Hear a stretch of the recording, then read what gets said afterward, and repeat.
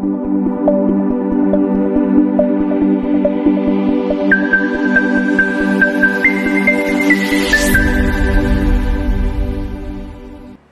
pleasant day to you, ma'am. I am Jela Corsiga, BS HM 3A. Today I'm going to discuss the topic about the Chapter 15, Tourism and Hospitality Management in Education and Legal Aspects in Tourism and Hospitality.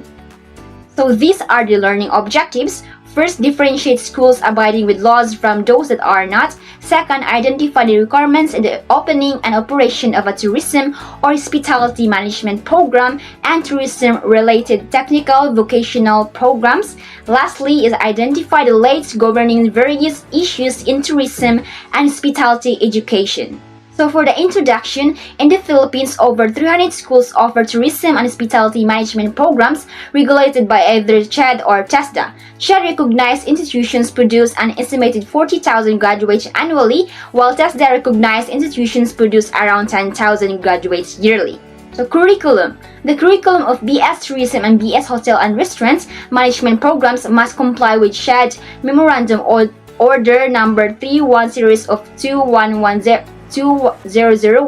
CHED encourages the ladderized interference between technical vocational education and training and higher education. So this interference allows students to earn certification at each year level of competency. So the aim is to facilitate gainful employment. CMO 27 Series of 2116 identify 8 priority course programs for national implementation, including BS Tourism, BS Hotel and Restaurants Management, and BS Travel Management. For the school laboratories and other CHED requirements, these are: government recognition requires full compliance with CHED's minimum requirements. Second, schools offering BS Hotel and Restaurants Management or Hospitality Management must have various laboratories. Third, administrators need master's degrees and industry's experience. A quarter of subjects must be taught by master's degree holders with industry experience. So the library must have 2,500 volumes for permit and 5,000 for recognition. The school must have at least 1,000 square meters of floor area.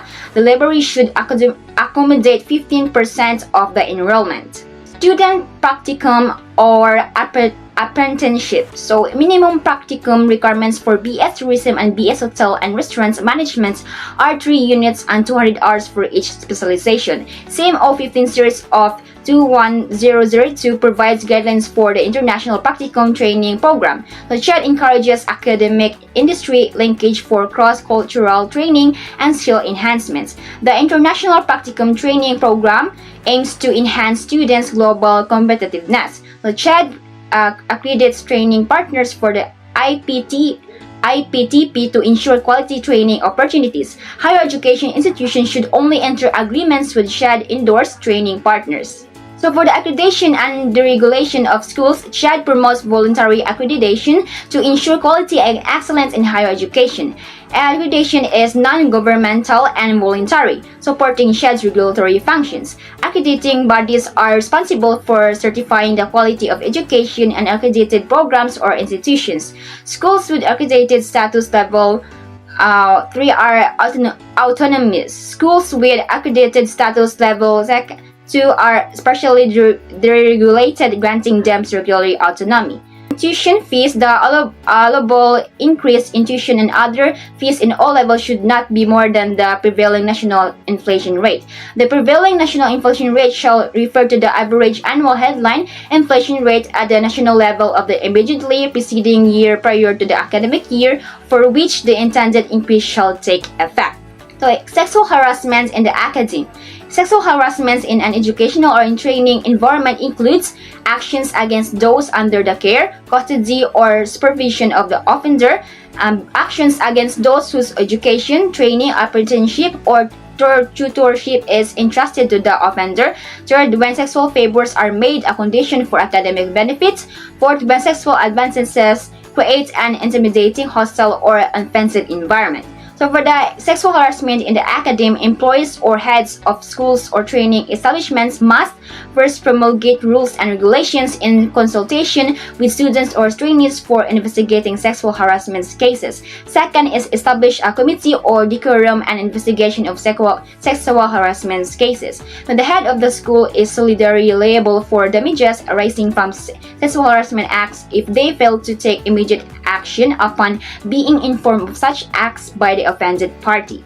For the random drug testing for tertiary level students, in accordance with the pertinent provisions of Republic Act numbers 7722, otherwise known as the Higher Education Act of 1994 and pursuant to Act Section 36 of Article 3 of 3A 9165, otherwise known as the Comprehensive Dangerous Drugs Act of 2002, random drug testing of students in public and private tertiary or higher educational institutions will be implemented beginning in 2003. So, Tertiary Education Equivalency CMO 21 series of 1997 provides policies and guidelines on the implementation of the expanded tertiary education equivalency and accreditation program pursuant to Executive Order 330. So, foreign students SHED has issued several memoranda regarding the processing of foreign students in the Philippines. These memoranda include CMO 53/1997, amendments to CMO number 2 series of 194 to conform the executive number 43. So CMO 7/1986, submission of kinds of senated legislation and officers of higher education institutions with foreign students. Third, CMO 1/1986, submission of reports on foreign students with expired visas and record reports. And CMO 50/1995, general procedure in the processing of entry and stay of foreign students. CMO 2/1994, rules and regulations to implement EO number 188, guidelines on the entry and stay of foreign students in the Philippines. So in summary, tourism and hospitality education in the Philippines are regulated by SHED and TESTA, covering curriculum, facilities, student, practicum, adaptation, tuition fees, and other aspects. Compliance with these regulations ensure quality education. Measures addressing sexual harassment, random drug testing, and processing foreign students also contribute to a safe learning environment. So that's all for this chapter 15, and I am Jela Corsiga, BS HMTA. Thanks for listening.